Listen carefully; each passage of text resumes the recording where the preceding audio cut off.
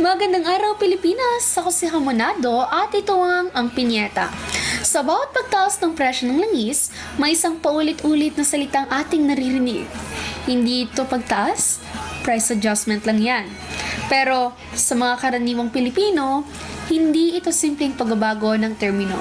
Dahil sa bawat pag-ikot ng metro, sa bawat pagdagdag ng piso sa gasolina, ramdam agad dito sa pamasahe, sa pagkain, at sa araw-araw na buhay. Sinasabi ng gobyerno na kontrolado ang sitwasyon. Iyan ang palagi nating naririnig, na may mga hakbang para maibsan ang epekto. Pero, ang tanong ng masa, kung kontrolado, bakit tila palagi kami ang unang naapektuhan? Hindi ito sapin sa semantika, kung tatawagin mo mang adjustment o fluctuation. Ang totoo, tumataas ang gastusin ng mga pamilya.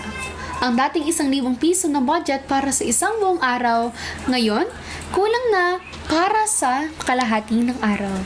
Hindi ito sapin ng semantika kung tatawagin mo mong adjustment o fluctuation.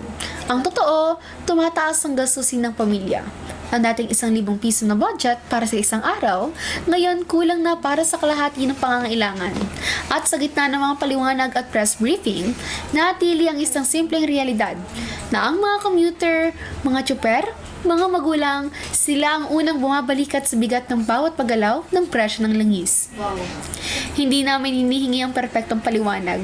Ang hinihingi namin ay kapansin-pansing ginhawa, yung makikita ng bawat mamamayang Pilipino. Dahil sa dulo ng lahat ng terminolohiya, ang nararamdaman ng tao ang tunay na sukatan. Sa hindi raw taas presyo, ang masa ang magsasabi ng totoo. Dahil sa kanilang bulsa, malinaw ang katotohanan. Muli ako si Hamonado at ito ang Pinyeta.